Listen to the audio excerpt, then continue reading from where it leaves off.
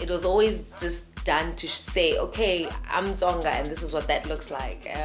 I'm a young woman, this is what that looks like. So I think we have the freedom and also the right to edit and evolve our cultures. If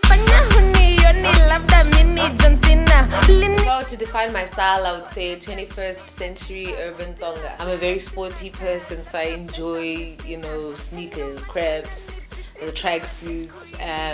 And if I'm at home chilling, I'll usually rock one of those. What do I love about Tsonga culture? It's the color blocking, it's the volume. That's what I liked about the shubelanis that I saw growing up. So that's what I would try and take and then incorporate it into my styles. Traditionally in my culture, Tsonga women will wear what is called a shibelani, which goes around the waist, and it's usually this voluminous garment that we use when getting dressed up to party or when dancing. Obviously, it's a garment that was mostly worn by women, and over the decades and the centuries, there's been different ways of wearing that, and it's changed. It's been made out of different materials, and over time it's completely evolved, but it's always been something that made women more beautiful. It's also very integral to how Tsonga women dance.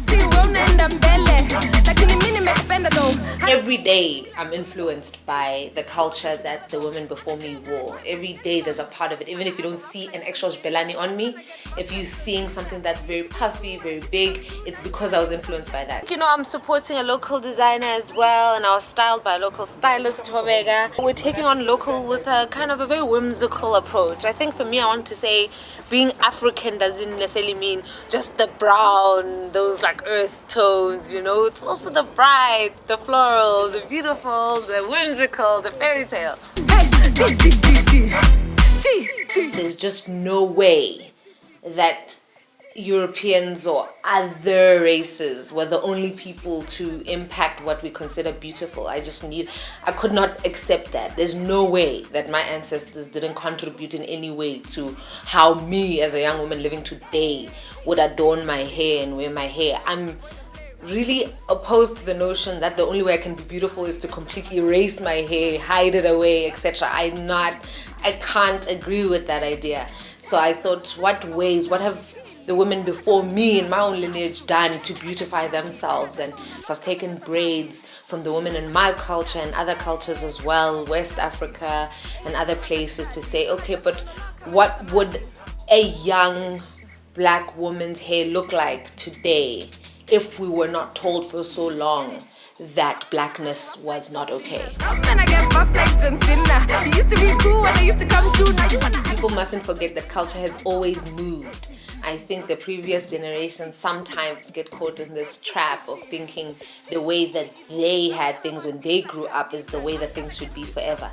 And that's just not the case. Things move, cultures move, traditions move, fashion definitely moves.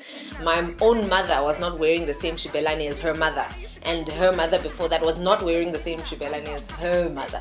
So it has changed, and it will continue to change. There'll always be people who will tell you, no, you can't move it, you can't change it. But that's not the nature of tradition. It's not the nature of culture, and it's never going to be the nature of fashion.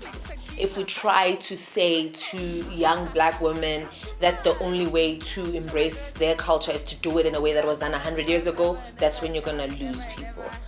We must be allowed to explore it and keep reinventing it. So I want that to be my legacy, and I hope that I inspire other people to also use their culture in their day-to-day fashion.